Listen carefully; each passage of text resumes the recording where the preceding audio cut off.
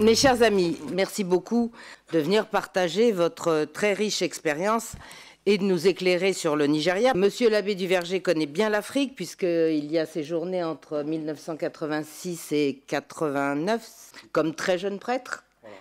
Et puis à nouveau entre 2010 et 2016 comme supérieur pour la fraternité Saint-Pie X. C'est surtout à travers leurs expériences que vous apprendrez à mieux les connaître et vous apprécierez évidemment tout le travail qu'ils font. Guillaume Guénec, que j'ai rencontré ici au Parlement lors des conférences qu'il avait données au nom de l'association Porte Ouverte.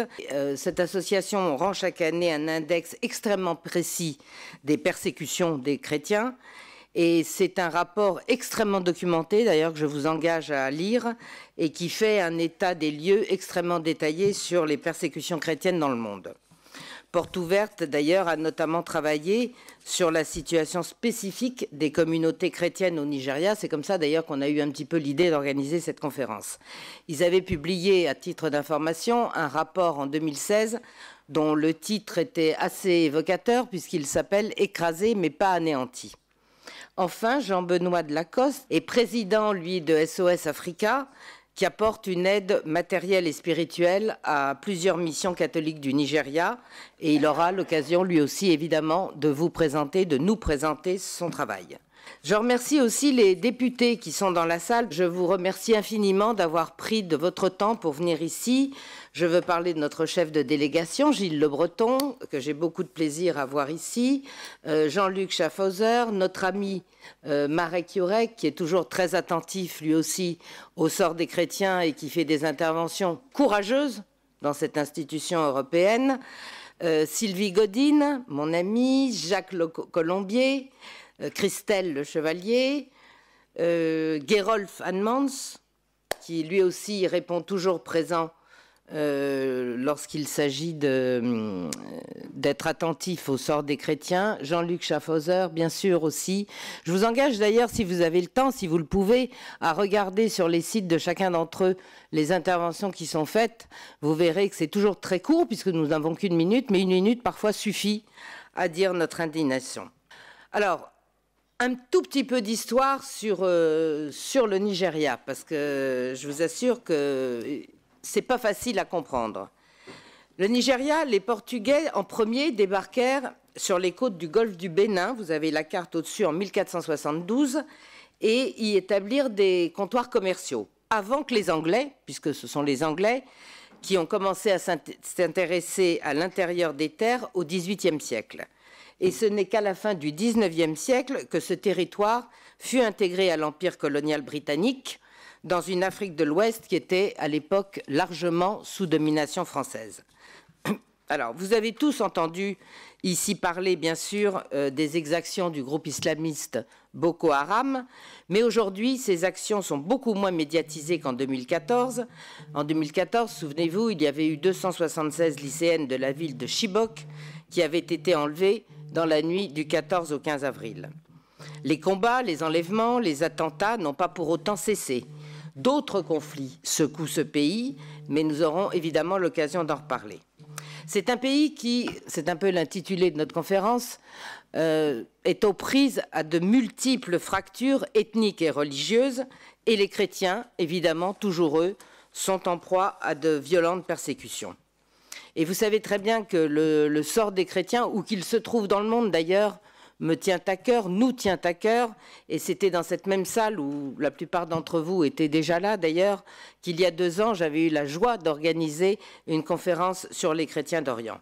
Parce que je pense très sincèrement, et je vous assure, c'est vraiment une conviction que nous partageons beaucoup ici, il est criminel de rester indifférent à leur sort et à leur souffrance. Alors, je vais vous citer quelqu'un de très impolitiquement correct, bien sûr, qui s'appelle Viktor Orban, et qui avait très justement déclaré, il n'y a pas longtemps, lors de la conférence intergouvernementale qu'il avait organisée en octobre dernier, donc c'est assez récent, sur la protection des chrétiens dans le monde, je le cite, « Le plus grand danger est le silence indifférent et apathique d'une Europe qui nie ses racines chrétiennes. Nous disons protéger les minorités ou les communautés, parce que tous ceux qui sont députés ici savent très bien que nous parlons beaucoup de minorités et de communautés, mais nous n'osons jamais parler de la protection des chrétiens, ou alors si peu, c'est inacceptable. avait ajouté donc le ministre des Affaires étrangères, et je le rejoins évidemment. Et c'est en partie d'ailleurs l'objet de cette conférence. Alors, le Nigeria, c'est un État mastodonte. Il fait 932 000 km², il y a plus de 180 millions d'habitants. Et Jean-Marie Le Pen, qui est toujours député européen et qui a alerté depuis des années sur le phénomène migratoire, prend souvent comme exemple le Nigeria au plan démographique en disant qu'il y aura sous peu 400 millions d'habitants. Voilà, après vous faites la balance avec l'Europe, vous verrez que c'est facile à faire. Et c'est un quadrilatère qui est artificiellement d'ailleurs découpé qui a été artificiellement découpé en tout cas par le colonisateur britannique. Il rassemble un monde sahélien qui est islamisé au nord et des ensembles sudistes, majoritairement chrétiens ou animistes d'ailleurs, dans le centre et au sud du pays.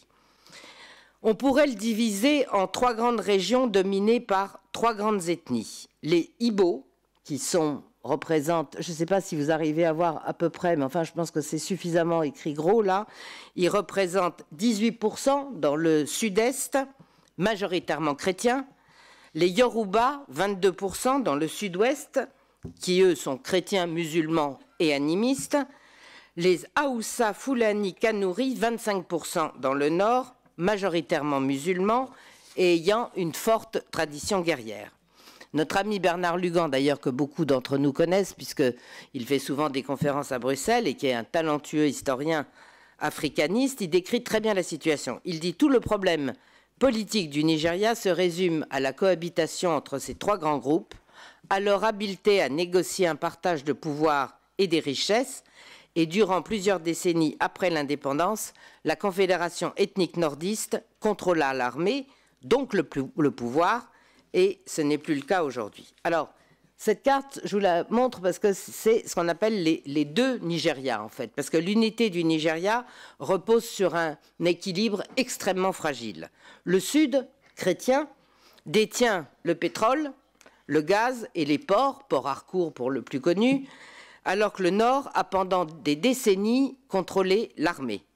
Cet équilibre, il a été rompu quand le Sud a pris le contrôle politique et militaire du pays, tandis que le Nord, l'autorité de l'État, s'était considérablement délitée.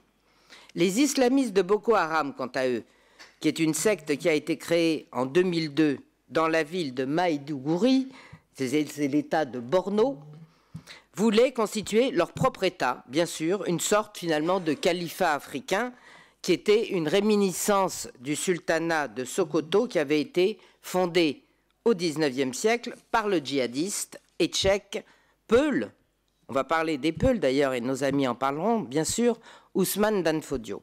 L'empire de Sokoto, qui était l'un des plus vastes empires africains, dont le cœur se situait au nord du Nigeria et qui s'étendait du Burkina Faso jusqu'à l'actuelle République du Centrafrique, se fondait sur le commerce et sur l'esclavage. Je rappelle d'ailleurs que les méchants colonisateurs européens qui ont aboli l'esclavage, les premiers, après que les missionnaires l'aient dénoncé. Deuxième rappel, l'esclavage est encore pratiqué sur le continent africain, en Arabie, et ça, on a quand même tendance à l'occulter. Alors, c'est vrai que Boko Haram, aujourd'hui, s'est retiré des larges pans du territoire nigérien, mais il n'est pas du tout défait, comme l'a prétendu l'armée et le gouvernement nigérien. Les régions autour du lac Tchad sont encore en état de guerre. Depuis des zones forestières difficiles d'accès où des djihadistes se sont retirés, ils continuent de planifier leurs attentats suicides. Les attaques font régulièrement des dizaines de morts, bien sûr. Rien que l'année dernière, d'ailleurs, Boko Haram a eu recours à une centaine d'enfants-bombes, parce qu'ils n'ont pas vraiment de scrupules. On connaît moins d'ailleurs les autres tensions. Je salue l'arrivée d'un autre député, Madame Joëlle Bergeron. Merci Joëlle d'être parmi nous. On connaît moins les autres tensions qui traversent le pays. Pourtant, il est des conflits récurrents qui durent depuis des années et qui sont bien souvent un héritage historique qui est multiséculaire. Et c'est le cas du conflit qui oppose, et c'est tout à fait d'actualité, puisqu'il y a eu une dépêche, enfin si je peux appeler ça une dépêche, qui date du mois d'avril, qui oppose les pasteurs Peuls du Nord, qui est un peuple majoritairement musulman, qui est très présent en Afrique de l'Ouest, aux agriculteurs issus d'ethnies principalement chrétiennes qui vivent, eux, plus au sud du Nigeria.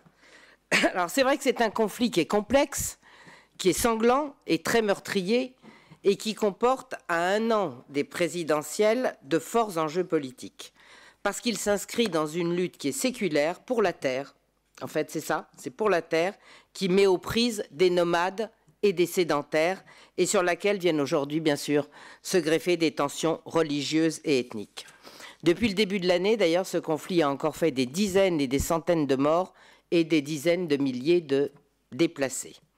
Pour certains observateurs, d'ailleurs, ces violences s'inscrivent, comme pour Boko Haram, dans la continuité du sultanat de Sokoto, dont je vous ai parlé tout à l'heure.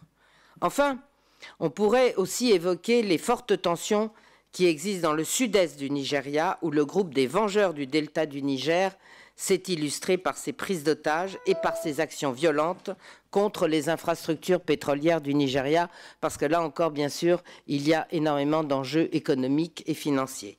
Cette région, en fait, qui n'est autre que l'ancienne région sécessionniste du Biafra, est effectivement cruciale pour l'économie du pays. Et ce regain de tension a eu lieu lorsque le président chrétien Goodluck du Sud a cédé son poste au président musulman Buhari. Alors ces 3 conflits, Boko Haram, Peul et Delta du Nil, illustrent la forte division entre le nord et le sud du Nigeria et menacent l'unité du pays. Nos amis vous en parleront puisque chacun a une expérience bien précise dans ce domaine. En Afrique, l'instabilité des régimes, l'explosion démographique du continent et le sous-développement économique, l'absence aussi bien sûr de perspectives d'emploi, les guerres civiles poussent des millions d'Africains à quitter leur pays et tenter leur chance ailleurs, souvent d'ailleurs chez nous en France et en tout cas en Europe. Le phénomène, bien sûr, n'est pas nouveau, ça fait des dizaines et des dizaines d'années qu'on le souligne, mais il prend aujourd'hui des proportions telles qu'il crispe les opinions, évidemment, à juste titre d'ailleurs, et cristallise les débats tant en Europe qu'en Afrique. Le Nigeria ne fait pas exception puisque, selon les données officielles du Haut Commissariat pour les réfugiés, les Nigérians représentent à ce jour la 2e nationalité de clandestins qui ont traversé la Méditerranée depuis janvier 2017. Durant la campagne des dernières élections législatives italiennes, je regarde si notre ami Mario Borghesio est là, mais je ne crois pas qu'il soit encore là, il a préparé la conférence avec nous. Une ville en Italie a été extrêmement médiatisée, c'est une petite ville qui est située à 50 km au nord de Naples, en bord de mer. Elle s'appelle Castelvolturno et c'est un nom qui est tristement célèbre en Italie parce que les puissants casalesi, vous allez voir d'ailleurs la relation entre la mafia et l'immigration, qui est un clan connu de la Camorra, y ont établi leur quartier. Alors au trafic mafieux qui était déjà désastreux pour l'économie locale, s'est ajouté bien sûr un fléau tout à fait dévastateur parce que cette ancienne station balnéaire est devenue un repère de gangs nigérians. Pas moins de 70 ethnies y cohabitent. Sur les 30 000 habitants que compte la ville, 20 000 sont des immigrés. Je vous dis ça parce que ce qui arrive aux portes de nos pays peut très bien arriver pareil chez nous. Bienvenue au royaume de la prostitution, de la drogue et du trafic de migrants, pour reprendre la description qu'en avait fait un journaliste de Paris Match dans un reportage du 9 septembre 2017. Le phénomène ne date pas d'hier, poursuit-il, mais il a explosé en 2017, plus de 300%. Rome a nommé d'ailleurs un commissaire extraordinaire pour plancher sur la situation alarmante de Castelvolturno. Les jeunes filles sont désormais recrutées dans les villages les plus pauvres ou reculés du Nigeria. Et comme tant d'autres Nigérianes, une jeune fille qui s'appelle Mariana et qui avait témoigné a fait le serment Juju, parce que ce sont des coutumes, de rembourser les frais de son voyage, 3 000 €. Juju, c'est un rite vaudou rapide au cours duquel on a brûlé une mèche de ses cheveux et une de ses culottes, c'est comme ça, et le voyage a duré 3 mois. Elle a traversé la Libye en camion et à pied, a frôlé la mort évidemment en mer, et à Lampedusa, dans un camp absolument bondé de réfugiés, un homme est venu la chercher, l'a conduite à Castelvolturno. Là, on lui a expliqué qu'elle devait évidemment rembourser ses 30 000 €, excusez-moi. Mariana a protesté. Alors, 30 000 €, Vous voyez, 3 000 pour payer le voyage, et après, une fois arrivée, on lui a dit non, non, maintenant, c'est 30 000. Évidemment, elle a protesté comme beaucoup de jeunes filles avant elle. Sa mère lui a dit que là-bas, au Nigeria, la famille entière était menacée de mort. Et en 9 mois, elle a gagné, entre guillemets, évidemment, 8 000 euros, entre 10 et 30 euros la passe, 50 chez le client ou à l'hôtel. Et sa mère, évidemment, la pauvre, croit qu'elle travaille dans un restaurant. Toutes les semaines, elle verse l'argent à un Nigérian, jamais le même, parce qu'évidemment, ces gens-là sont intraçables. Et l'argent passe de main en main jusqu'au Nigeria. Prostitution, drogue, les sommes qui s'évaporent sont absolument astronomiques. Et cette mafia nigériane qu'on appelle la hache noire est formée d'anciens militaires qui ne sont pas des tendres. Ils reversent en fait une sorte de dîme à la Camorra de Naples qui loue son territoire. 20 000 logements, immeubles et villas construits illégalement dans les années 1960 par le clan local, les Casalesi, et d'année en année, les Nigérians les ont squattés, pillés, désossés. Ils appellent ces quartiers leur ghetto, et les Italiens maintenant appellent ce quartier le Bronx. Je salue l'arrivée de Joël Melin, député aussi de notre délégation. Et ce phénomène n'est pas limité à cette ville italienne. Vous savez que je suis élu à Nice et que les médias locaux se font aussi hebdomadairement, d'ailleurs, l'écho de ce type de problème. D'ailleurs, pour ceux qui connaissent Nice et qui connaissent un peu l'arrivée à l'aéroport, il y a toute une allée, si je peux m'exprimer ainsi, de prostituées nigérianes aussi qui sont aux abords de l'aéroport. En novembre dernier, par exemple, les policiers du service de la sûreté départementale des Alpes-Maritimes ont placé en garde à vue 10 jeunes femmes âgées de 22 à 35 ans dans le cadre d'une enquête menée par la brigade des mœurs pour une affaire de proxénétisme aggravé et de traite d'êtres humains. Les faits se sont produits de novembre 2015, enfin même pas, donc sur une quinzaine de jours, sur 2 ans, entre novembre 2015 et novembre 2017, date des interpellations. Et c'est d'ailleurs à partir du témoignage d'une prostituée nigériane que les policiers niçois découvrent que 3 sœurs nigérianes étaient des mamas proxénètes. Elles avaient sous leur coupe 4 jeunes prostituées nigérianes, bien sûr mineures, 16-17 ans, qu'elle faisait travailler dans le secteur de l'Arenas, à l'ouest de Nice, donc aux abords de l'aéroport. Et les 10 jeunes femmes, bien sûr, sauf une, étaient toutes en situation irrégulière. L'argent provenant de la prostitution des jeunes filles était soit envoyé au Nigeria par mandat, soit récupéré par un homme africain résidant en Italie en début de chaque mois. 170 000 Nigérians seraient actuellement détenus à l'étranger. Pourquoi ? Parce que, bien sûr, la plupart sont en prison pour trafic de drogue et d'êtres humains et pour divers crimes d'immigration, d'ailleurs, de l'aveu même des autorités nigérianes. Le journal Vanguard, qui est basé à Lagos, dit que 10 000 Nigérianes se prostitueraient en Europe, souvent forcées par leur propre famille. Je vous cite d'ailleurs aussi ce qu'a déclaré récemment le président du Nigeria, l'ancien général Muhammadu Buhari, donc musulman. Ce n'est pas du racisme, les Nigérians ont une mauvaise réputation, c'est de leur faute, ils commettent trop de crimes. Bon, et il dit comprendre l'exaspération des Européens et des Américains. Tant mieux. Avec son gouvernement, d'ailleurs, le président nigérian veut inciter, en prenant des mesures pour améliorer les secteurs agricoles, ses concitoyens à rester, à travailler et vivre une vie respectable au Nigeria, plutôt que, ouvrez les guillemets, de devenir un problème pour leur pays d'accueil et pour nous ici en Afrique. Alors bien sûr, quand on entend ça, on est content. Nous, ce constat est réaliste, il est lucide. Il est d'ailleurs bien plus lucide que nombre de discours qu'on a entendus hier, par exemple, sur le débat sur l'immigration ou de la bouche de notre président français Emmanuel Macron. Voilà ce que je voulais vous dire un petit peu en introduction. Maintenant, je vais laisser évidemment ceux qui ont le courage d'aller sur le terrain. Je vais laisser la parole à Guillaume Guénec qui va nous parler de son action porte ouverte au Nigeria. Très bien. Merci Madame Arnautu pour cette invitation. Merci à chacun pour votre présence. Pour moi, c'est un signe de votre intérêt pour la cause des chrétiens persécutés. Je m'appelle Guillaume Guénec, je représente l'ONG Portes Ouvertes. Et donc je trouve que cette conférence tombe très à point parce qu'on est au triste 4e anniversaire de la prise des filles de Chibok. Pour rappel, 200 lycéennes avaient été capturées par le groupe Boko Haram. Et si certaines ont retrouvé leur famille, il en manque 112 à l'appel. Et selon certaines sources journalistiques, il ne resterait que 15 d'entre elles encore vivantes. Donc je pense que c'est important de souligner ça avant de commencer mon exposé qui est plus technique, plus chiffré, se rappeler que c'est avant tout des drames humains. Donc Portes Ouvertes, c'est une ONG chrétienne qui, depuis plus de 60 ans, aide les chrétiens persécutés dans plus de 60 pays dans le monde. Notre but, c'est de les fortifier, de leur apporter un soutien matériel, moral, spirituel. Et si on est une ONG d'origine protestante, quand on parle des chrétiens persécutés, on parle de tous les chrétiens. Et on aide les chrétiens de toutes les confessions. L'index mondial de persécution des chrétiens, qui est disponible sur la table là-bas, c'est notre outil pour comprendre la réalité de la persécution. C'était un outil interne pour nous, pour savoir comment aider les chrétiens.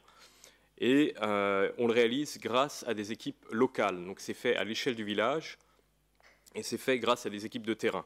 On étudie 75 pays et on fait un classement des 50 premiers pays qui persécutent les chrétiens. Pour que vous compreniez notre index, il y a deux choses à prendre en compte. Il y a deux formes de persécution que nous on prend en compte. La persécution marteau, qui est la persécution violente, et la persécution étau, qui est tout ce qui est discrimination dans la vie quotidienne. Donc ça permet aussi de comprendre certains de nos classements.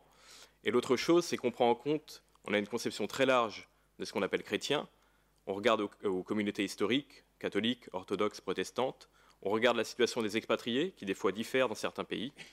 On regarde aux communautés chrétiennes non traditionnelles, baptistes, évangéliques, pentecôtistes, qui parfois sont même pas reconnus dans certains États. Et on regarde aussi aux convertis du christianisme. Ça peut être une seule personne dans un village qui se convertit au christianisme et qui quitte la religion dominante. Et c'est souvent ceux-là qui sont les plus persécutés. Rapide état des lieux, pour que vous compreniez dans quel contexte se situe le Nigeria. Les trois points à retenir, je pense qu'il y a 3 zones, 3 pôles de la persécution. Le Moyen-Orient, notre leçon sur l'année précédente, c'est que malgré les défaites militaires de Daesh, la persécution des chrétiens continue, parce que l'idéologie est toujours présente. Le deuxième pôle, c'est l'Asie du Sud-Est. Là, le phénomène, c'est le nationalisme religieux. En Inde, par exemple, on a sur l'année 2017 600 chrétiens qui ont subi des persécutions violentes, parce que l'idéologie, c'est l'Inde aux hindous. Donc les chrétiens, comme les musulmans, paient un prix très fort en Inde. Et l'Afrique, c'est le continent de la violence. 8 des 10 pays les plus violents contre les chrétiens sont les pays d'Afrique. Et la conclusion, c'est que la persécution augmente. Pour la 5e année de suite, on a une augmentation en nombre de points dans notre classement. Donc je vais maintenant passer au Nigeria. Et je vais commencer par une petite vidéo qui vous donne le contexte. Le Nigeria est le pays le plus peuplé d'Afrique, accueillant plus de 250 groupes ethniques et 400 dialectes. Il se compose de 36 États que l'on peut diviser en 3 zones, le nord, le sud et la ceinture centrale. Le Nigeria est un État laïque. Sa constitution garantit la liberté de religion. Mais depuis 40 ans, l'élite au pouvoir, originaire du nord, favorise les musulmans et discrimine les chrétiens. Peu de moyens ont été déployés jusqu'ici pour mettre fin à la persécution des chrétiens dans le nord.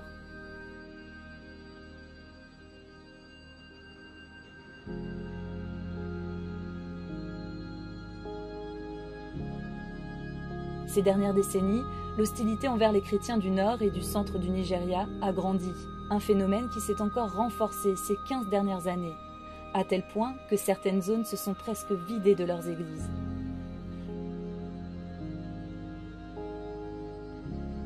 Le cas le plus médiatisé a été celui des lycéennes de Chibok, enlevées en avril 2014 par le groupe extrémiste islamique Boko Haram, pour être vendues comme esclaves sexuelles.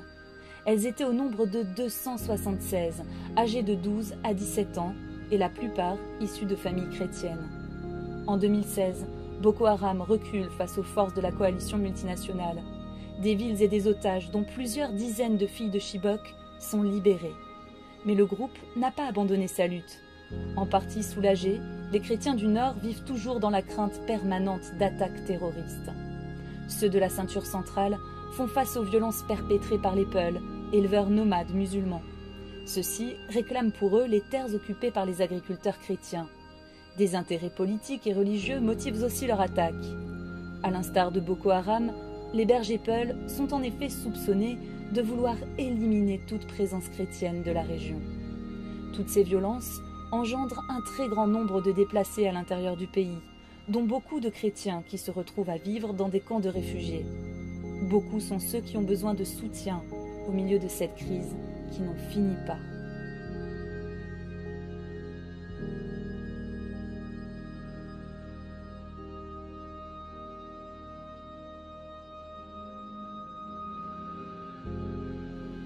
L'Église du Nigeria est majoritairement une église déplacée, dont les membres sont des réfugiés.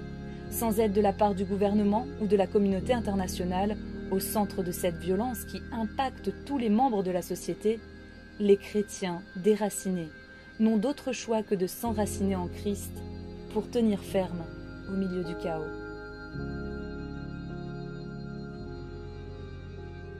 Voilà, c'était juste quelques éléments de contexte. Parfois, une vidéo est plus parlante que beaucoup de chiffres. Je vais revenir très rapidement sur la situation. Il y a une légère majorité de chrétiens. On a 88 900 000 chrétiens pour 88 400 000 musulmans et 13 millions qui appartiennent à des religions animistes locales.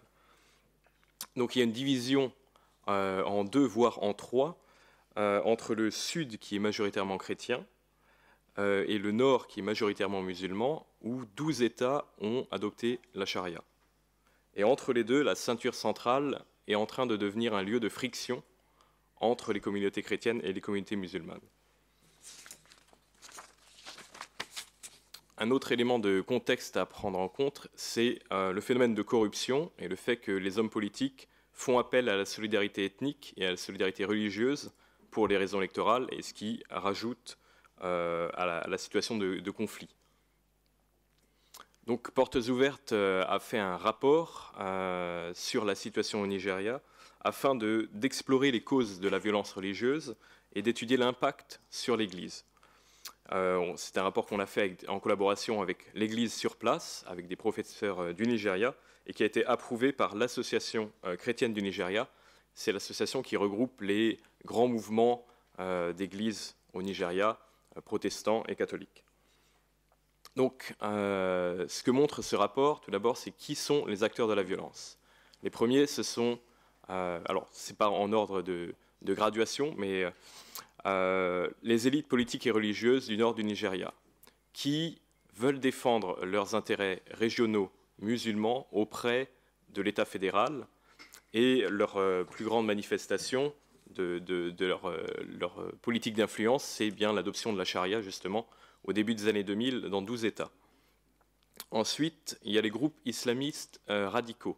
Ceux-ci sont apparus dans les années 80, ils ont été fondés par des Nigérians qui ont étudié à l'étranger, en général dans les pays arabes, qui sont revenus avec une idéologie empreinte de salafisme et de wahhabisme, et qui ont, sur le terreau de pauvreté et de corruption, répandu cette idée d'un islam radical.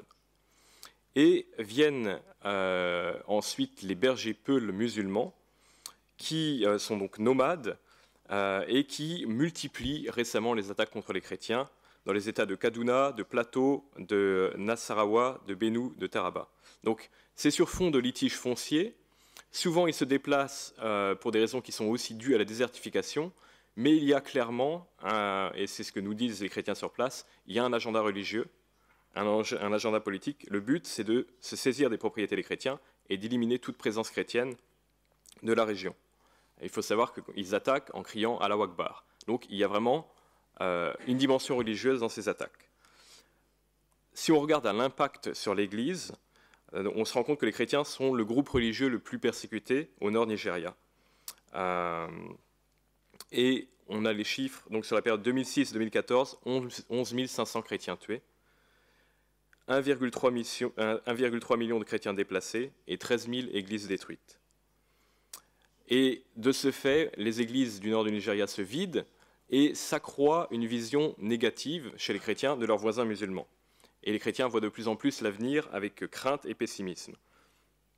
Donc, les effets sont contrastés parce que les églises se dispersent, mais on voit que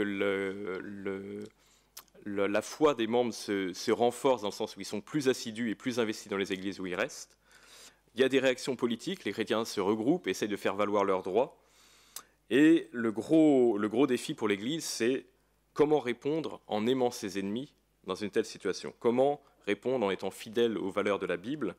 Comment surmonter la haine, la peur, la méfiance envers les autres communautés. Les derniers éléments qu'on a dans notre index sont les suivants. Donc, le Nigeria est à 14e place de l'index de persécution des chrétiens. Le niveau de violence est quasiment au maximum. C'est le premier pays en nombre de chrétiens tués, 2000 chrétiens tués en 2017. Si on peut comparer ces chiffres tragiques, il y en avait 695 en 2016. Donc on voit une augmentation des meurtres de chrétiens au Nigeria. Ils sont victimes de la violence de Boko Haram, mais de plus en plus des bergers Peuls ou Fulani qui les attaquent en faisant des raids. Pour comprendre la situation dans son ensemble, en plus de cela, dans le nord du Nigeria, ils sont discriminés parce que c'est les États qui ont adopté la charia. Et donc, de plus en plus se sentent obligés de s'habiller comme les musulmans, de cacher tout signe qu'on est chrétien, cacher leur Bible, cacher leur croix, pour éviter les problèmes. Et il y a évidemment le cas des convertis de l'islam, où à ce moment-là, les réactions de la famille ou de l'entourage sont très farouches, et ça peut aller du rejet aux menaces de mort. On note en plus la situation des femmes chrétiennes qui courent le grand risque de se faire enlever, violer ou marier de force, ce qui est des pratiques courantes chez Boko Haram et chez les Peuls. Les derniers éléments d'actualité, en février, on a eu plus de 80 tués dans diverses attaques de Fulani, dans les États de Plateau notamment. En mars, ce qui est intéressant, c'est que des gens se sont levés, ont manifesté pour demander le soutien de l'État contre les attaques de Fulani, et les manifestants se sont fait arrêter. Et un dernier élément qui est pour moi très, très symbolique de ce qui se passe, il y a eu un enlèvement à Dapchi, dans un lycée, et des filles ont de nouveau été enlevées par Boko Haram. 110 ont été enlevées, elles n'étaient pas en majorité chrétiennes, il n'y en avait qu'une seule qui a été chrétienne. Et en fait, ils ont relâché 104, il y en a 5 qui ont perdu la vie, et la seule qu'ils ont gardée, c'est la chrétienne. Parce qu'elle a refusé de renier sa foi. Elle s'appelle, j'ai noté son nom, Léa, et c'est sa famille qui est sur la photo. Donc je trouve que c'est un bon exemple. Ça montre à la fois que Boko Haram ne cible pas que les chrétiens, mais qu'il y a une discrimination spécifique pour les chrétiens. Les actions de portes ouvertes, dans les années 80, on faisait plus un soutien d'ordre spirituel, on apportait des Bibles. Dans les années 2000, on a commencé à faire des projets de développement. Et depuis 2014, on a un projet de soutien sur plusieurs années avec une formation théologique pour que l'Église sache comment répondre à la persécution en restant fidèle à ses valeurs, une aide matérielle, reconstruction de maisons, accès à l'eau, et aussi construction d'écoles et de cliniques. Je suis moi-même allé au Nigeria l'année dernière, et j'étais dans l'État de Bauchi, qui est un État qui a adopté la charia. Et les chrétiens ont peur des musulmans, ils se réunissent tous ensemble dans un village. Et c'est très marquant, quand on arrive dans le village, il n'y a plus de route. Parce que l'État ne paye plus les infrastructures pour les chrétiens. Donc il y a une route parfaite, on arrive au village, et là pendant 7 km, c'est que des bosses. Et l'État ne donne plus de subventions pour l'école dans le village. Donc les chrétiens sont obligés d'envoyer leurs enfants à 8 km de là, dans une école publique, où on va leur apprendre l'islam. Donc les chrétiens ne veulent pas, ils n'envoient pas leurs enfants, et du coup, la population chrétienne devient de moins en moins éduquée. Donc dans des villages comme ça, Portes Ouvertes construit des écoles, pour que vous compreniez un peu le type de projet que nous avons. Pour vous porter un peu le message des chrétiens du Nigeria, ils appellent leur gouvernement à prendre des mesures concrètes pour leur sécurité, notamment le désarmement des bergers Peuls, à rendre l'accès à l'aide humanitaire non discriminatoire, parce que souvent l'aide n'atteint pas les chrétiens, et à faire un effort pour la réinsertion scolaire, notamment pour les orphelins ou les enfants qui sont déplacés à cause des conflits. Et il s'adresse aussi à la communauté internationale, et c'est le message que j'ai aussi pour vous. Il vous demande de bien insister et bien sensibiliser sur le problème causé par les Fulani. On parle beaucoup de Boko Haram, mais la majorité des meurtres sont désormais commis par les bergers Fulani. Et la deuxième, ça serait de promouvoir et sponsoriser une commission d'enquête qui serait indépendante et qui pourrait au Nigeria comptabiliser les exactions et donner des rapports sur la réalité de la violence religieuse. Donc voilà, c'est un peu le message que je voulais vous transmettre. Et je voulais vous encourager aussi en tant qu'homme politique. Moi, je vois ces chrétiens qui restent fidèles comme ils peuvent à leurs convictions dans un climat d'extrême violence. Et je vous invite aussi à être fidèles à vos convictions de défense des chrétiens persécutés et des droits de l'homme. Et c'est le message que je voulais vous faire passer. Merci beaucoup Guillaume de ce témoignage, du travail aussi de cette association qui fait un travail considérable. Je vous engage d'ailleurs à prendre les brochures en sortant parce que vous verrez que c'est un travail extrêmement sérieux. Et puis aussi évidemment de votre courage parce qu'à la limite c'est plus confortable pour nous ici que pour vous sur le terrain. Merci infiniment et on a bien pris note de ce qu'on pourra faire. Chère Madame, un grand merci. Et d'abord, avant de commencer ces quelques propos, je voudrais remercier Madame Arnautu et puis tous les organisateurs de cet après-midi qui permettent, sous les voûtes de ce Parlement fameux, de pouvoir faire résonner plus fortement la souffrance, l'appel des chrétiens d'Afrique, dont je suis qu'un faible écho aujourd'hui. Au milieu de vos multiples devoirs, tous, vous avez trouvé le temps, je dirais même la charité, de vous tourner vers de plus malheureux que nous, qui vivent si loin que la tendance serait de les ignorer et de considérer qu'il n'est pas possible de s'occuper de toute la misère du monde. Alors, au nom de tous les chrétiens d'Afrique, eh bien, je vous dis merci, et particulièrement de la part de ceux qui sont persécutés. Surtout que les malheurs de la guerre au Moyen-Orient ces dernières années nous ont fixé le projecteur médiatique particulièrement sur ces populations chrétiennes qui sont les premières victimes d'intérêts de force qui les ont au cours des siècles réduites à des minorités qui n'ont plus guère les moyens matériels de se défendre.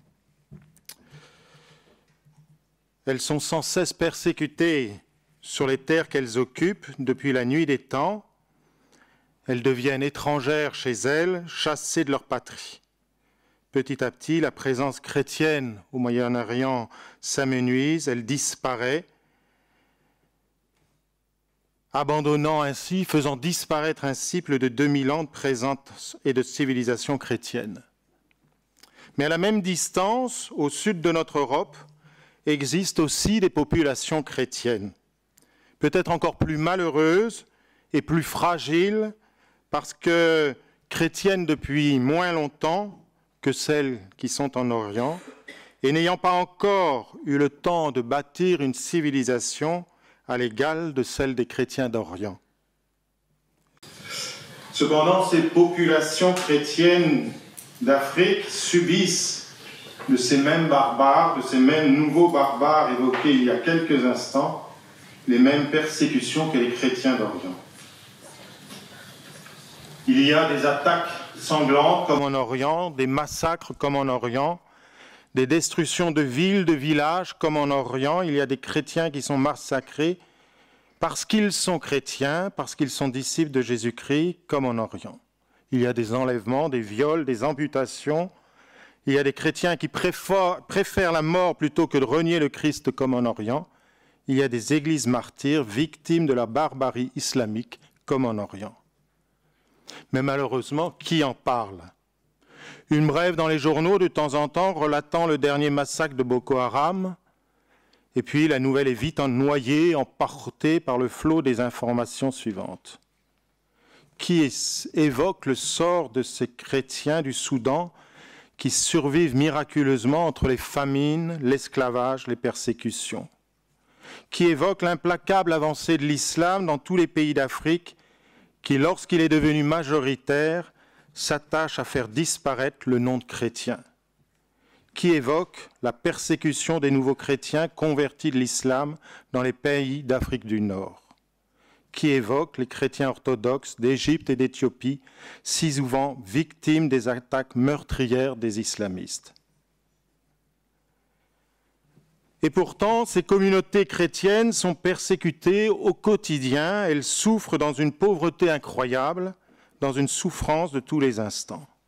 Elles sont brutalisées, persécutées, détruites depuis des décennies, et pourtant, aussi bizarre que cela paraisse à nos yeux modernes, elles sont toujours renaissantes.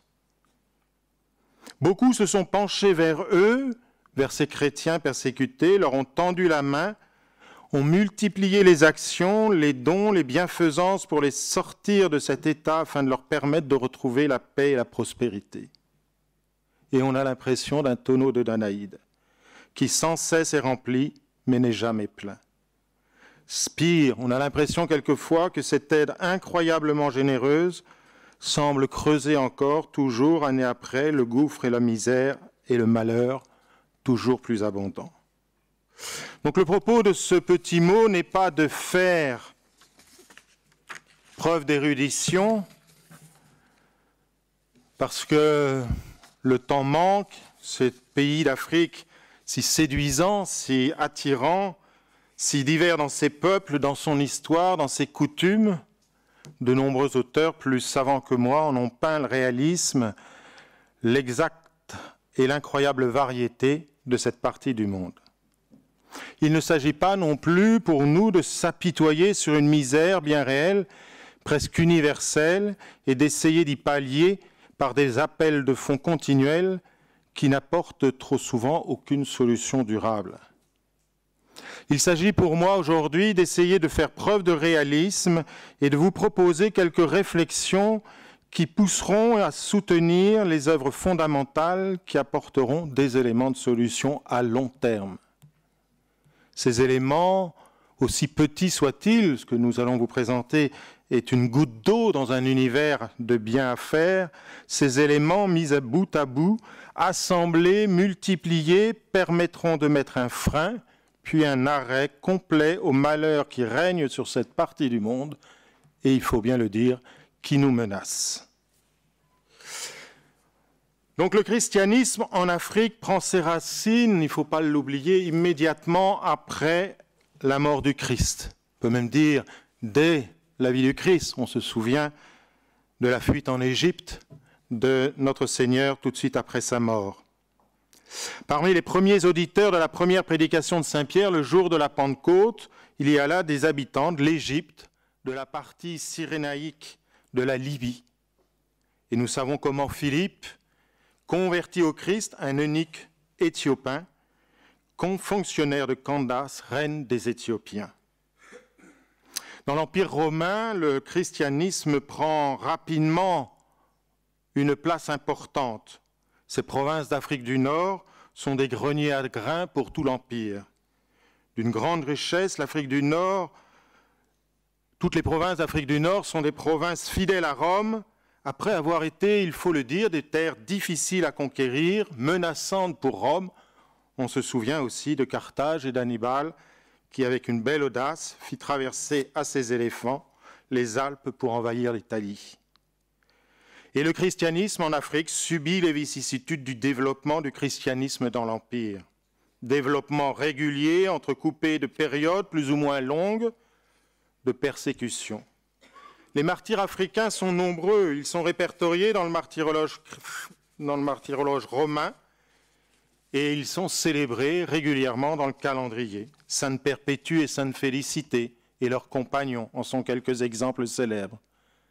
Déjà, dès l'an 256, un concile réunit 87 évêques de 80 diocèses reconnus et constitués. Mais les persécutions de Dèce, de Valérien, puis plus tard celles de Dioclétien et de Galère, trouvèrent, malgré les communautés très fortes, trouvèrent des communautés à persécuter et qui résistèrent malgré ces terribles persécutions. Dès la fin du second siècle, ce sont des chrétiens célèbres qui vont se faire connaître. Tertullien, Saint Cyprien, né en 219, évêque de Carthage, martyr en 258. Nous pourrions évoquer aussi Saint Optat ou le docteur de l'Église, Saint Augustin, mais aussi Lactance, Arnobe, écrivain célèbre et gloire du christianisme. C'est aussi en terre d'Afrique qu'a lieu la première expérience de vie monastique avec les Antoine, les Pacômes. Et la paix de Constantin permit un développement du christianisme en Afrique du Nord très très important. Et la carte vous le rapporte, toute cette partie en jaune et en vert, ce sont des provinces chrétiennes pendant toute l'Antiquité chrétienne. Malheureusement, Les divisions entre chrétiens, la crise de l'arianisme, les invasions vont affaiblir considérablement cette partie de l'Empire romain. Et dès le 7e siècle, dès les premières années de l'islam, eh bien, l'islam conquérant envahit toute l'Afrique du Nord en quelques années. Déjà, il conquiert la côte est de l'Afrique, Mombasa, la Tanzanie, Djibouti. C'est toute cette partie de l'Afrique qui tombe sous la coupe de l'islam et, il faut bien le dire, n'en est toujours pas sorti. Et c'est de cette conquête du nord de l'Afrique que l'islam va se répandre vers le sud. Longtemps empêché par la barrière du désert, il pénétrera malgré tout, nous le verrons un petit peu plus tard, tout le reste de l'Afrique par cette porte qui lui fut ouverte dès l'Antiquité.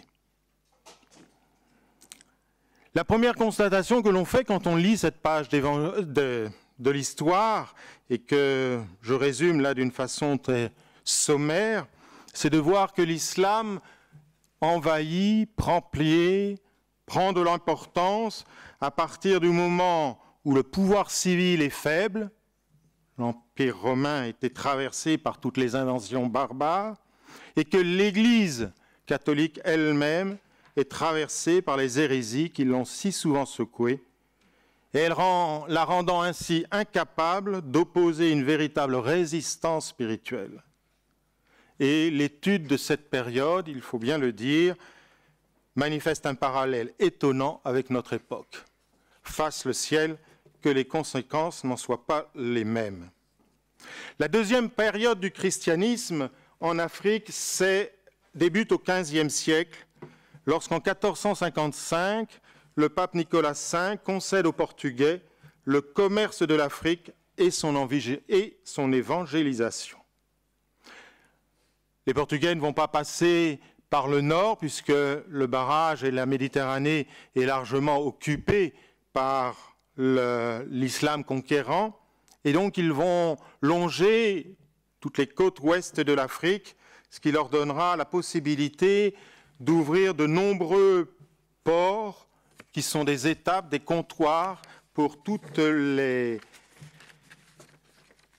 navigateurs qui passent par là finalement pour aller plus loin encore, au-delà du cap de Bonne-Espérance.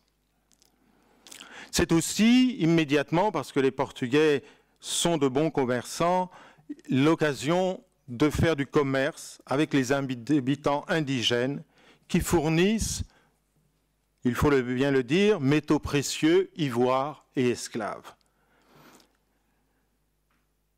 Donc des comptoirs vont s'étendre pour les expéditions plus lointaines, donc des îles Canaries au Cap-Vert et à Madagascar, d'abord dans un premier temps, et puis ensuite sur toute la côte africaine, du Bénin au Congo, en passant par l'Angola et le Mozambique.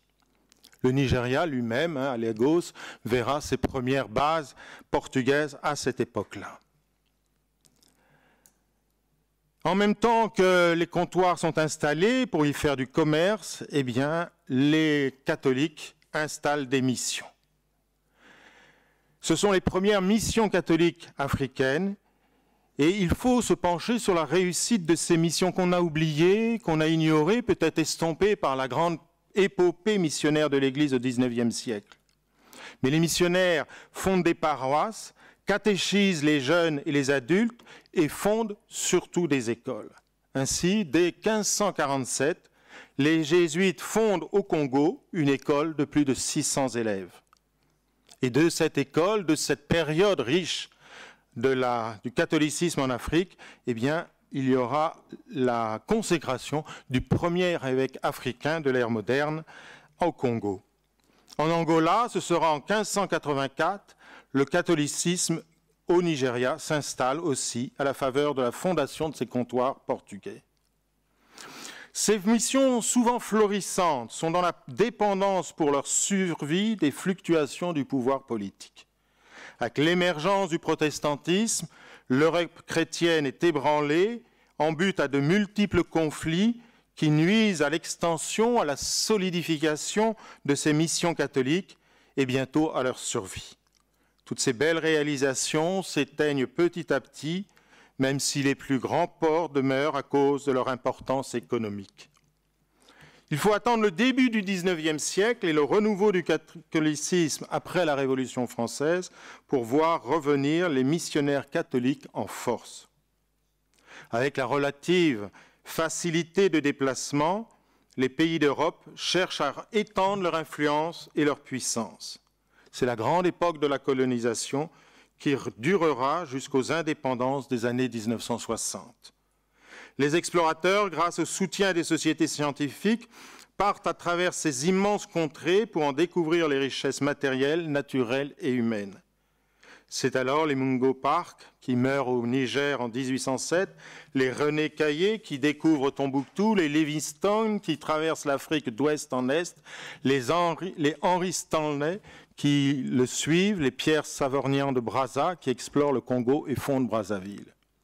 Et l'Église, loin de suivre, participe à ces explorations, fonde des stations, des paroisses au plus profond de ces pays d'Afrique, qui sont aujourd'hui souvent à l'origine de villes et de centres économiques importants. Il faut avoir vécu dans ces pays pour se faire un petit peu une idée de ce qu'ont souffert tous ces missionnaires qui en sont partis et qui se sont enterrés, il faut bien le dire, dans ces régions totalement perdues. Et l'histoire des missions au XIXe siècle est une histoire véritablement à connaître. Elle est aujourd'hui, parce qu'elle est liée à la colonisation, décriée, moquée, vilipendée, falsifiée. Or, je pense qu'elle est une des plus belles pages de l'histoire de l'Église catholique et de notre pays, la France, qui a participé d'une façon toute particulière à cette évangélisation.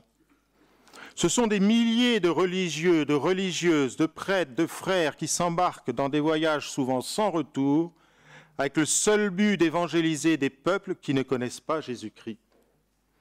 Il faut avoir vécu sur ce continent pour comprendre la somme de souffrances supportées, accumulées pour s'installer dans des régions si étrangères à leur mode de vie. Ils partent sans le sou dans le dénuement absolu. Une fois sur place, il faut tout construire. Dans un pays où il pleut, souvent dans des pays où il pleut 6 mois par an, la hutte, tout d'abord, qui abritera, qui leur servira à la fois de maison d'habitation, de chapelle, de rangement, de salle de catéchisme. Hutte qu'il faudra apprendre à rendre étanche, à résister aux pluies tropicales qui emportent tout, ne laissent rien de sec, plongent dans l'humidité destructrice. Il faut apprendre à cultiver, à se nourrir des produits du terroir parce qu'il est impensable de faire venir des provisions de l'Occident. Il faut s'adapter à cette nourriture, à ce climat. Il faut se défendre contre les autochtones, apprendre à les connaître, à parler leur langue, à s'en faire des amis, à lutter contre les brigands et les voleurs.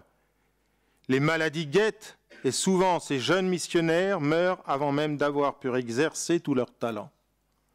Il est impressionnant de passer dans ces cimetières de ces missions, souvent malheureusement aujourd'hui abandonnées par manque de missionnaires, et de lire les inscriptions citant les défunts frappés si jeunes par la maladie, les accidents mortels.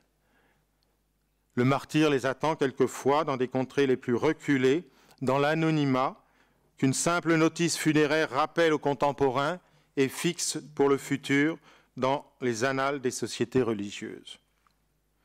Ainsi, pour donner un exemple, le père Bessieux part en 1843, part pour l'Afrique avec une dizaine de compagnons.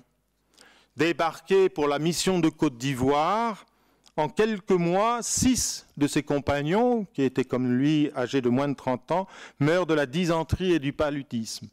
Récupérés presque par miracle par un vaisseau de guerre passant par là, les 3 survivants, le père Bessieux et 2 survivants, sont déposés au fort d'Aumale à Libreville, au Gabon, où le père va fonder la première mission catholique du Gabon. Il faudra attendre 1846, c'est-à-dire 3 ans plus tard, pour qu'il voie arriver le soutien d'un autre confrère. Il faut noter aussi la part importante qu'ont eue ces missionnaires pour la conservation et le développement des des particularités de tous ces peuples auxquels ils se sont associés. Ce sont souvent les missionnaires qui ont été les premiers linguistes de ces nouveaux pays, fixant sur le papier les premiers dictionnaires qui permettront d'apprendre ces langues. Ils établissent les premières grammaires, ils fixent l'écrit, le langage des populations, écrivent les traditions et les histoires locales. Dans un pays, nous le verrons tout à l'heure, comme le Nigeria, qui a plus de 250 dialectes, à tel point d'un dialecte à l'autre, on ne se comprend pas, eh bien, l'importance de ces missionnaires qui arrivent avec une langue occidentale, certes, mais qui en font un véhicule d'unification et donc de force pour tous ces pays. Ils sont aussi les médecins, avec dans leur malle tous les médicaments et les produits qui sauveront des milliers de vies humaines. On raconte l'histoire de ce missionnaire au Congo, qui, passant de village en village, vaccinait les populations contre la maladie du sommeil. Et il raconte que combien de fois il passe dans un village, et 6 ou 7 mois, 8 mois, parce qu'il ne peut pas faire plus tard, lorsqu'il repasse dans le village, il ne trouve que les cases vides. Tous les habitants ont été emportés par la maladie, la dysenterie, le paludisme et toutes les maladies tropicales. Aujourd'hui, certainement, c'est grâce à une grande partie de ces dispensaires qu'ont été sauvés une grosse partie de la population.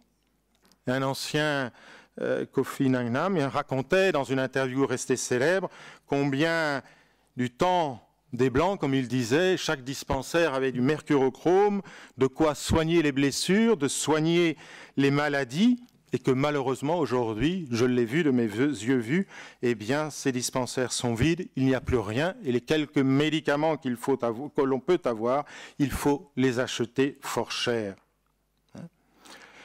Mais une des œuvres principales des missionnaires est l'instruction.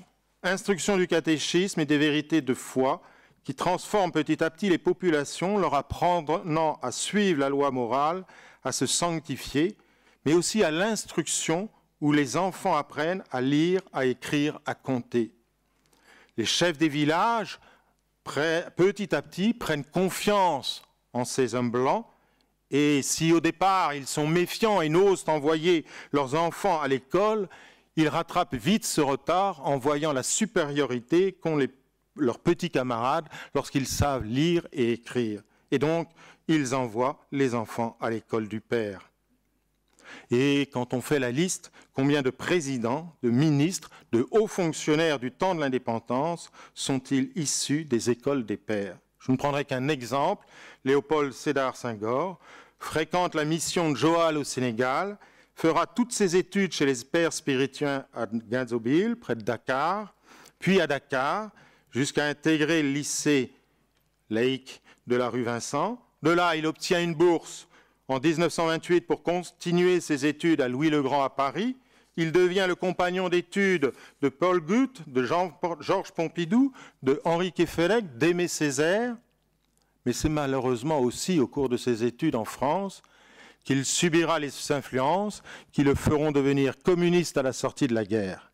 Et combien de leaders indépendantistes n'auront pas ainsi été formés sur les bancs de nos écoles républicaines, oubliant trop rapidement ce qu'ils ont appris sur les bancs des écoles des pères. Et donc la grande caractéristique des missions catholiques est la fondation des écoles primaires et secondaires qui deviennent rapidement une œuvre essentielle de l'apostolat, rejoignant la grande tradition de l'Église qui a couvert l'Occident de monastères, où d'une part était conservée la culture antique par la sauvegarde des manuscrits et par leur diffusion en les recopiant, mais aussi par l'instruction qu'elle apportait aux populations locales. Et des bibliothèques entières sont pleines des biographies de ces missionnaires religieux, religieuses, des chroniques retraçant la vie des missions, faisant le récit souvent joyeux, quelquefois tragique, mais toujours pittoresque, de la vie des missions en Afrique du Nord, où les Pères blancs sont fondés par le Père Monseigneur Lavigerie, en passant par le Sénégal, la Côte d'Ivoire, le Nigeria, le Gabon, l'Angola, l'Afrique du Sud, le Mozambique, la Tanzanie, le Kenya, l'Égypte. Et il y aurait vraiment des voyages à organiser pour faire visiter la splendeur de ces missions qui, quelquefois aujourd'hui, sont bien abandonnés, ou jusqu'à l'Ouganda, où l'Église moderne d'Afrique compte ses premiers martyrs, canonisés par le pape Paul VI en 1967.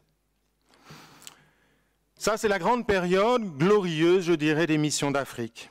Mais après la Seconde Guerre mondiale, un nouveau souffle s'élève. L'esprit d'indépendance s'élève dans tous les pays sous régime colonial. Ce souffle, que l'on peut considérer légitime, est cependant entaché d'une tare qui apportera beaucoup de malheur à ces pays et faussera la relation entre les jeunes pays et les anciennes puissances coloniales. Et c'est une réalité sociale et historique que nous devons rappeler. Tous les peuples et les nations se sont développés à l'ombre et sous la tutelle des puissances plus anciennes qui les ont colonisés. Les Grecs ont dominé, leurs farouches vainqueurs, comme disent les anciens, le monde antique et ont apporté à Rome une grande partie de leur culture. Rome a dominé le monde barbare et la Gaule ne chassa les derniers Romains que 500 ans après sa conquête. Un jeune garçon qui, en 84-85, me posait la question « Mais pourquoi, mon père, les Blancs sont-ils venus nous coloniser ?» Eh bien, je lui ai fait deux réponses. La première, c'est de lui dire que si les Blancs n'étaient pas venus les coloniser, ils n'auraient pas les belles baskets blanches à ses pieds qu'ils portaient alors. Et que la deuxième, c'est que nous-mêmes, Français, Gaulois, nous avions supporté, les Romains sur le dos pendant 500 ans. Les Espagnols, les Portugais ont apporté à l'Amérique du Sud la civilisation chrétienne avant que ces nouveaux peuples ne prennent leur indépendance. Ce rappel succinct, sans doute trop schématique, que l'on peut dire trop simpliste, est cependant une règle bien réelle de l'histoire de l'humanité. Cependant, l'indépendance des pays d'Afrique, qui un jour ou l'autre aurait dû être, s'est fait au début des années 1960 dans un esprit dialectique d'opposition et de rejet. Les puissances colonisatrices, bien qu'elles ne fussent pas parfaites dans leur comportement, ont été accusées de tous les crimes, de toutes les forfaitures. Les jeunes pays d'Afrique ont été présentés comme des victimes à qui on devait des excuses, des réparations, des compensations sans fin.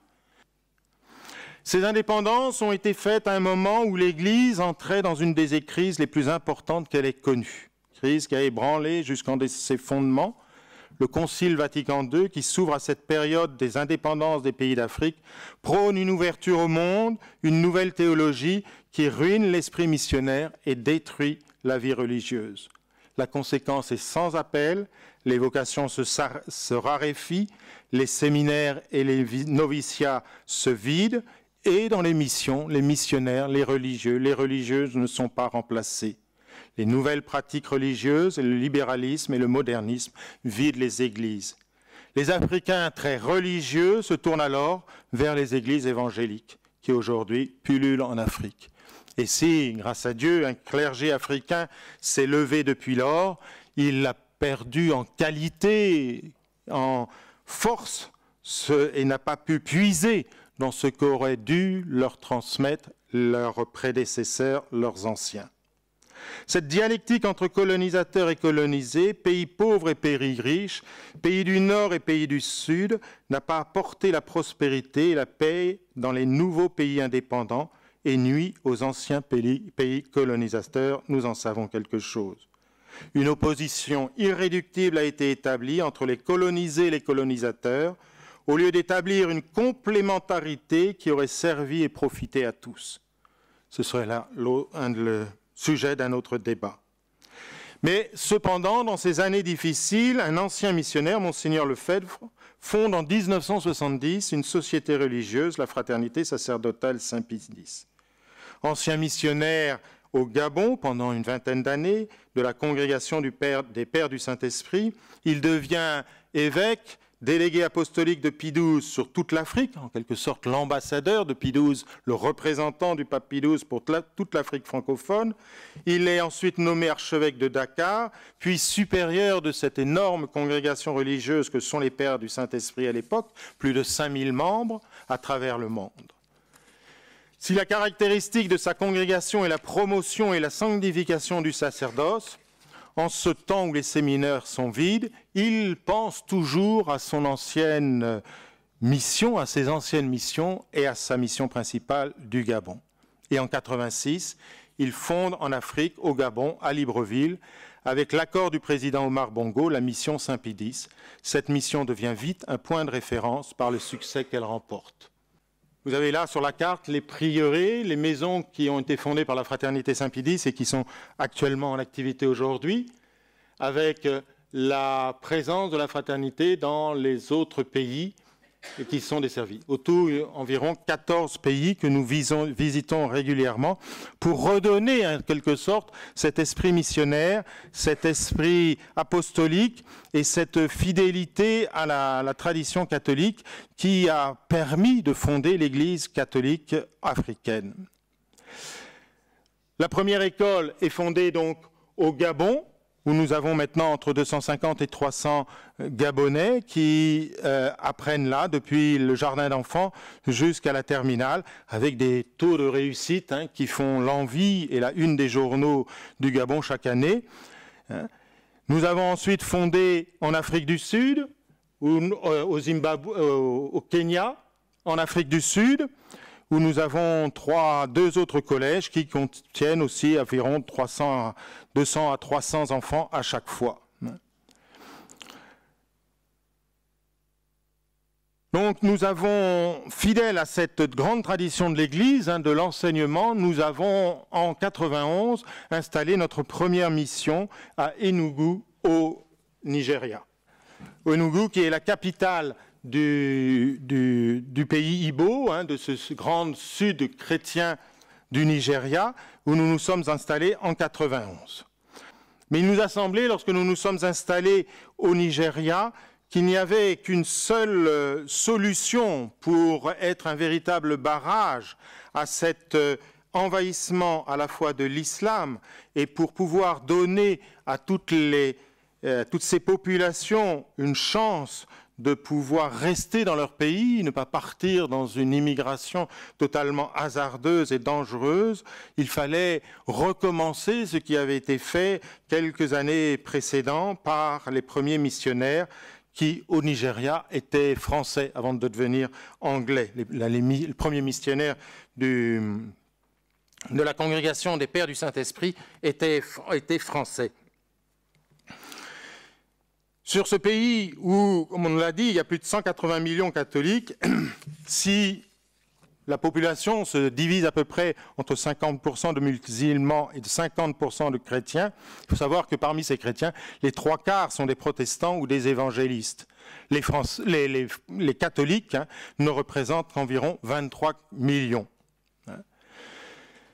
Le catholicisme au Nigeria s'est fondé dans un premier temps à Lagos et très rapidement dans cette région du peuple des Igbo où le catholicisme a pris une force très importante. Aujourd'hui encore, le Nigeria, les paroisses catholiques au Nigeria sont très importantes. Il n'y a que dans ce pays-là, parmi tous ceux que j'ai traversés, où l'on construit des églises. Et ce ne sont pas quelques petites églises de 200 ou 300 personnes, mais c'est chaque fois des églises qui peuvent contenir jusqu'à 1 millier, 2000 personnes. Il m'est arrivé une fois de passer dans une mission pour y célébrer la messe, accueilli par un prêtre qui était là. Il avait battu le rappel de toutes les paroisses dont il s'occupait et j'ai vu arriver en quelques heures, le soir, plus de 250 paroissiens, on était en pleine brousse nigériane, des gens qui avaient fait 30, 40 kilomètres toute la journée pour venir assister à une messe, célébrer là, pouvoir se confesser, faire baptiser leurs enfants. Et après avoir passé 48 heures dans cette mission, à passer leur temps quasiment dans l'église à prier, à chanter, à réciter le rosaire, ils sont repartis pour leur village, attendant le prochain appel du prêtre pour pouvoir revenir ainsi assister à la liturgie. Ils sont véritablement très attachés à leur religion catholique, quelquefois malmenés, ils ont du mal à comprendre un petit peu les dernières réformes et la grande crise qui traverse l'Église, et c'est pour cela qu'ils ont un attrait tout particulier pour notre travail de missionnaire en gardant cette liturgie traditionnelle. Notre grand projet au Nigeria, Jean-Benoît vous en parlera plus tard, eh bien c'est cette école. Cette école que nous voudrions fonder après avoir établi notre paroisse, si nous voulons faire durer, enraciner notre pays, notre mission, il faut construire une école. Nous avons acquis il y a 1 an, 2 ans à peine, un terrain au milieu de 1000 difficultés administratives, le terrain ayant été entre-temps revendu, il a fallu nous défendre, prendre les meilleurs avocats qui existaient pour pouvoir faire valoir notre droit. Ce terrain, nous l'avons clos d'un mur, parce qu'au Nigeria, ce qui n'est pas clos d'un mur est terre libre, et donc il nous a fallu clore le terrain. Si nous sommes ici, c'est pour vous demander votre aide à tous, pour que puisse continuer cette œuvre de missionnaire, et que sans cette œuvre de missionnaire, je ne pense pas, je ne crois pas qu'il y ait de solution possible pour cette crise immigratoire. La solution, elle se trouve en Afrique, elle se trouve en apportant cette civilisation chrétienne en Afrique et en instaurant, en solidifiant, en posant solidement les fondements de cette civilisation chrétienne à travers des écoles et des œuvres d'enseignement. Je vous remercie. Dernier intervenant, Jean-Benoît Delacoste, donc, qui lui est président de l'association SOS Africa. Nous sommes ravis, et au nom de l'association SOS Africa, nous sommes ravis de pouvoir intervenir et de pouvoir alerter sur la cause des chrétiens martyrisés au Nigeria. Vous avez vu déjà beaucoup, vous connaissez maintenant l'histoire de l'Afrique, du Nigeria. L'association Porte Ouverte fait effectivement un travail depuis plus de 30 ans. Nous sommes à notre échelle beaucoup plus petits, beaucoup plus amateurs dans notre démarche, mais pas moins motivés pour alerter et aider dans la mesure du possible justement au développement des écoles au Nigeria dans un premier temps, après on verra. Donc SOS Africa, la foi sans frontières. Qu'est-ce qui nous a amené à créer cette association rapidement ? Le fait de se dire comment à notre niveau, comment nous Français et jeunes Français notamment, on peut se dévouer et s'impliquer pour défendre à la fois notre pays et notre civilisation. On voit qu'on a une forte immigration africaine de plus en plus importante en France. On voit qu'on a une expansion de l'islam et de l'islamisme aux 4 coins de la planète, et Guillaume en a bien parlé. Et donc, comment on peut agir à notre niveau? Et de là est venue notre volonté d'aider, particulièrement au Nigeria, qui était au cœur de l'actualité, un pays africain, parce qu'on est convaincu que c'est plutôt en revenant à la source, on est dans les pays africains directement sur place, qu'on pourra faire un travail efficace.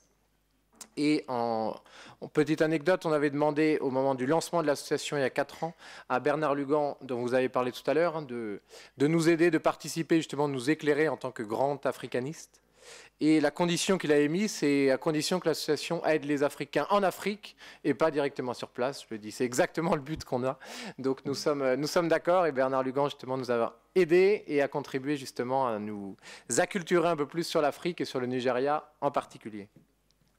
Donc notre objet, effectivement, c'est d'aider justement au développement humanitaire en Afrique. Pour ça, on s'adosse, et on s'est adossé en tout cas sur cette première mission, donc sur des projets existants. Comment on peut aider les écoles?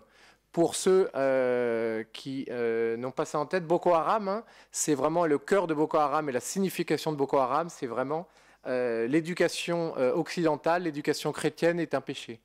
Donc c'est vraiment leur cœur et leur combat principal.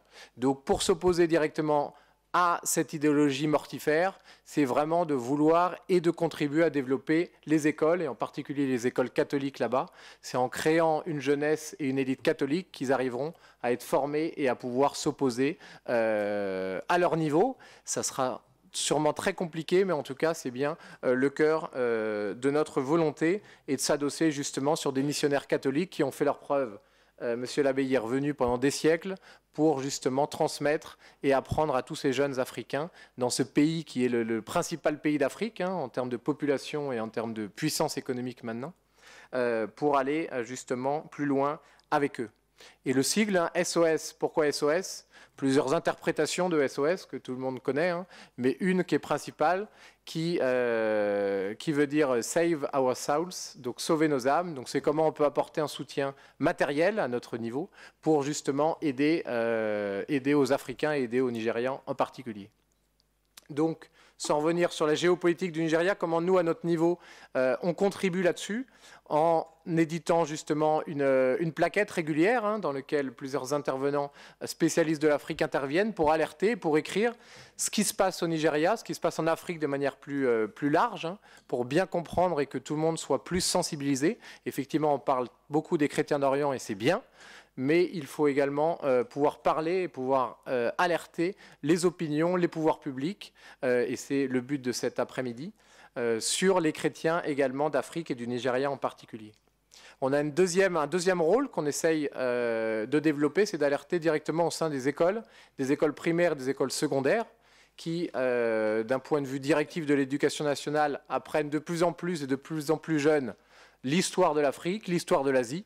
On peut se demander est-ce que c'est une bonne chose ou pas. La réalité est que c'est le cas à l'heure actuelle. Donc justement, pour leur donner matière et juste pour animer ça, on a plusieurs écoles. Et pendant cette période du carême d'il y a quelques semaines, on a plusieurs écoles qui ont relayé, qui ont à la fois prié et fait prier leurs élèves pour les chrétiens du Nigeria et qui ont, là je vous ai mis un modèle de maquette justement, pour créer et montrer une école. Et on aimerait bien à terme, une fois que l'école sera créée, à Enugu au sud-est, pour avoir des partenariats entre les élèves français, les élèves du primaire, du secondaire, avec ces écoles catholiques du Nigeria. Et un troisième pan pour notre jeune association, c'était d'interpeller les pouvoirs et les autorités politiques. Donc nous avons écrit à l'ensemble des parlementaires français, justement à la suite de l'enlèvement des lycéennes de Boko Haram, qui avait interpellé énormément l'opinion, hein. Guillaume en a parlé tout à l'heure. Donc de leur écrire justement pour les sensibiliser. Et j'ai été assez étonné, c'est assez encourageant, du nombre de réponses favorables, hein, que nous avions reçues de la part des députés français. Et plusieurs d'entre eux nous avaient donné justement de leur enveloppe parlementaire pour aider également les chrétiens d'Afrique à vivre et aider au développement, aux projets solides que nous pouvions leur présenter. Depuis même si le combat français n'est pas fini, l'enveloppe parlementaire française a été réduite à néant par notre président Macron.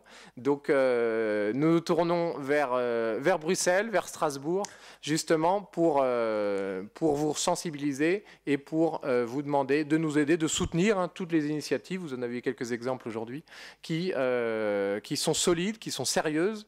Vous serez sûr justement que l'argent est bien investi pour pouvoir aller justement plus loin pour construire et pour créer une défense, hein, face à l'invasion de l'islam. Il n'y a pas que l'islam, il n'y a pas que Boko Haram, on l'a bien vu, mais c'est indispensable de reconstruire un socle solide plutôt que d'être uniquement en bout de chaîne pour pouvoir accueillir tous les migrants qui peuvent venir et qui fuient la misère de tous ces pays-là.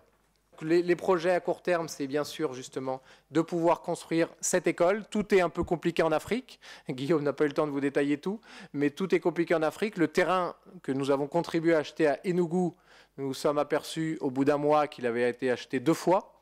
Donc c'est les charmes de l'Afrique. Donc il n'y a pas de cadastre, il n'y a pas tout ça. Donc ça, c'est toutes les tractations. Donc nous avons aidé à financer pour qu'un avocat vienne défendre. Mais l'avocat était prêt à défendre l'une ou l'autre partie en regardant le billet qui pouvait être offert à droite ou à gauche. Donc c'est une surenchère permanente. Donc il y a toutes ces tractations qui font partie des joies de ces pays africains.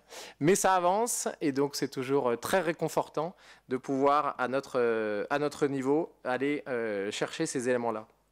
Donc voilà le message que je tenais à vous faire passer. C'est à notre petit niveau, nous aidons.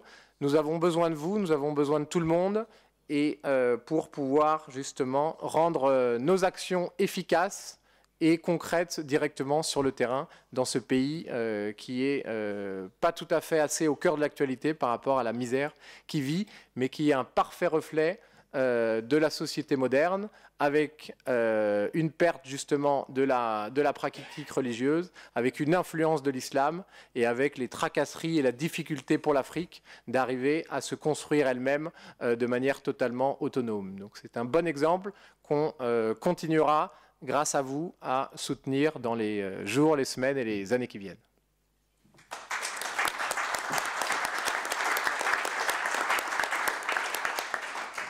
Merci d'abord Jean-Benoît d'avoir respecté le temps à la seconde près. Et merci aussi bien sûr pour toutes ces initiatives. Et je vous engage d'ailleurs, je parle à mes collègues députés européens, nous avons effectivement une possibilité d'enveloppe entre guillemets pour certaines associations. Moi je l'ai fait, vous pouvez le faire, parce que finalement c'est aussi notre rôle d'aider comme ça, même si c'est vrai que l'aide financière ne suffit pas, mais enfin, c'est la chaîne dont tu parles et je pense que cette chaîne est très importante. Elle est très précieuse et un grand merci encore une fois de votre aide et soutien. Un sujet comme celui-là est tellement crucial. Donc, quand je dis que je voudrais vous remercier tous, d'abord évidemment nos intervenants, mais aussi vous d'avoir pris le temps d'être là. Croyez-moi, ce ne sont pas du tout des remerciements de circonstance, parce que je crois que ces interventions, même si effectivement c'était un peu court, on était pressé par le temps, j'espère d'abord qu'elles vous auront permis de mieux comprendre la situation au Nigeria, ou en tout cas d'en amorcer suffisamment pour que vous ayez envie d'en connaître plus ou de faire plus, et puis de ce que vivent évidemment les communautés chrétiennes dans ce pays. Alors je vais conclure rapidement en vous racontant une histoire que m'a transmise notre assistant et ami Romain. C'est l'histoire d'Assam Bitrous.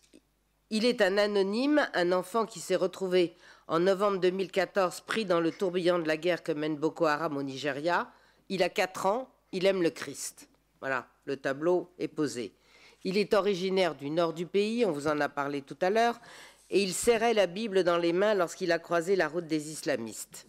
Après lui avoir arraché son livre, qu'ils ont jeté au feu, ils ont vu ce petit garçon se précipiter avec un bâton pour tenter de le récupérer dans les flammes. Mais ces hommes assoiffés de violence ont alors précipité l'enfant dans le brasier. Miraculeusement, il a réussi à s'en extraire et à fuir, et il a survécu malgré ses brûlures. Cette histoire, elle n'est pas là du tout pour faire de la sensiblerie, j'ai hors de ça, et je considère qu'on en a subi suffisamment ces derniers temps. Mais elle illustre, d'abord c'est une histoire vraie, et elle illustre parfaitement la problématique globale de cette guerre qui est géographique, culturelle, mais surtout religieuse. Géographique, car cet enfant venait du Nord, on vous l'a expliqué tout à l'heure, musulman, islamiste même, maintenant on peut dire, hein, une zone largement soumise à la loi de la charia, tous nos amis en ont été témoins. Culturelle, en ce que cet enfant tenait un livre qui est symbole exactement de l'éducation dont Boko Haram prive toute une génération d'enfants, et puis un combat religieux, bien sûr, parce que c'est un enfant catholique qui marche avec le Christ, et de surcroît dans une région majoritairement musulmane, et donc qui représente absolument tout ce qu'il déteste. À l'instar des groupes islamistes qui souhaitent éradiquer toute présence chrétienne au Proche-Orient et même en Europe, Boko Haram a voulu déchristianiser le Nigeria, et par le fait, des centaines de milliers d'enfants ont été déplacés. Alors je pense que cette histoire qui est symbolique, elle mérite qu'on y prête attention, parce que, comme je vous l'ai dit déjà, et comme je sais que vous le pensez aussi, nos nations européennes doivent renouer avec leur héritage chrétien. Oui, je sais que ce n'est pas à la mode, qu'on a refusé, bien sûr, d'inscrire dans la Constitution européenne les racines chrétiennes de la France, mais ça passe évidemment par l'aide concrète qu'on peut apporter aux communautés chrétiennes qui sont persécutées, et afin qu'elles puissent vivre en paix aussi. Mais bon, bien sûr, il y a l'aide financière, mais pas seulement. Parce que je crois, là je parle pour nous députés, qu'à travers ce mandat qui, somme toute, même si on est content bien sûr de l'avoir et que c'est quelque chose de très confortable, c'est vraiment pas l'essentiel. Nous sommes, et nous essayons en tout cas dans notre groupe, et M. Jurek aussi, et M. Golnisch qui est parti, bon, d'être le porte-voix non pas de ce qu'on nous dit de dire, mais de convictions profondes. Et c'est ça le sens d'un mandat politique, à mon avis. On se fiche bien d'être élu ou pas réélu, c'est pas ce qui est important, c'est d'avoir profité et d'essayer de profiter de ces 5 ans de mandat ici pour justement faire des conférences comme ça, pour que vous ne m'en voudrez pas, messieurs les abbés, mais que les chrétiens au sens large, c'est-à-dire catholiques, protestants, orthodoxes, soient défendus, et surtout de continuer à croire que nous pouvons faire quelque chose, parce que souvent on entend dire oui mais bon c'est foutu quoi, le tonneau des Danaïdes un peu dont vous parliez, où on se balade pour essayer de colmater les fuites. Non, moi je ne crois pas du tout que ce soit foutu. Je pense sincèrement que avec une vraie volonté politique, on peut faire changer les choses. Nous avons, nous, évidemment, proposé à plusieurs reprises des solutions, mais je crois que c'est pas perdu du tout, que bien sûr, il y a l'aide financière, mais si on se réveille finalement, et si les chrétiens d'Occident, au sens large, évidemment, prennent conscience de ce qui peut se passer en Orient, de ce qui peut se passer en Afrique, et même égoïstement se dire demain ce sera chez nous, peut-être que ça va nous réveiller, peut-être qu'on va porter haut et fort l'étendard de la civilisation chrétienne, parce que je dirais c'est une question de vie ou de mort. On vous l'a expliqué, vous savez tous, l'islam est une religion conquérante. Oui, c'est comme ça, mais après tout, bon, on ne peut pas vraiment leur en vouloir. Mais par contre, ce qu'il faut faire en face, c'est essayer de contrer avec une église qui, somme toute, nous a bien malmenés aussi pendant des années, et qui, maintenant, il faut se réveiller, il faut y aller. C'est un devoir, mais évidemment pour les générations à venir, pour nos enfants, pour nos petits-enfants, c'est une question de survie. Voilà. Mais je sais que votre présence ici aujourd'hui, à vous et à vous, prouve qu'évidemment, vous êtes pour mener que nous menions ce combat tous ensemble. Il est temps. C'est un peu très très urgent maintenant, mais je suis quelqu'un d'optimiste malgré tout. J'ai espoir et je pense que nous devons nous lever, nous devons nous battre et nous devons nous réveiller. Voilà. Merci beaucoup à tous de votre présence.